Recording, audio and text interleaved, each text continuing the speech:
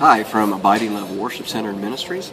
Once again, we're a ministry for the hurting, rejected, and the turned away. In Christ, misfits fit. And I'm making this video bouncing off of what Sheila talked about, which was you can come back. We see Abiding Love as one of our biggest missions is to really reach out to those who have been hurt by the world or even by the church. And what I mean by this is, there's sometimes when you go to a church and you are forgiven, totally forgiven. But sometimes churches and other people, they don't let you be forgiven. They always hold the sins above your head. And that is something that Christians really need to learn about the heart of God, the heart of Christ, is that when you're forgiven, it is gone.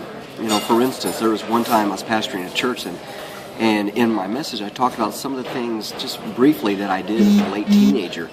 And then afterward, we had a family who had been from another church decide not to ever come back. And this was their quote, because God could never use somebody who did things like that.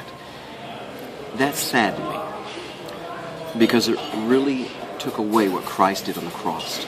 It took away the power of His resurrection that can forgive any sin, that can empower any believer to be used for His glory. And there's a verse in the Bible, Psalm 103, verse 12, and it says, "As far as the east is from the west, so far hath He removed our transgressions from us."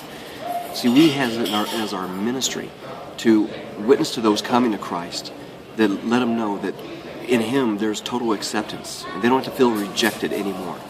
For believers who slip and fall, that when they come to God and confess their sins, that God forgives them and their sins are gone. He doesn't remember them no more. When other believers in the form of religion seem to hold those sins against people, they're placing themselves above God actually, because He doesn't do it. And our fourth thing is a ministry to churches, to let them know that once these people are forgiven, that they need to leave it forgiven, that they don't need to remember them because God doesn't remember them anymore. And so the biggest thing, and what I want to tell you today, is what Abiding Love's Worship Center, our ministry, our message, our voice, the ministry that God has given us, is to tell the world, to tell everyone that in God's love, His abiding love, in His grace, in His mercy, and even in His righteousness, the sins are forgiven. And there's freedom and there's victory to live life, to live it to its fullest. Because when you are living in Christ, you are living in abiding love.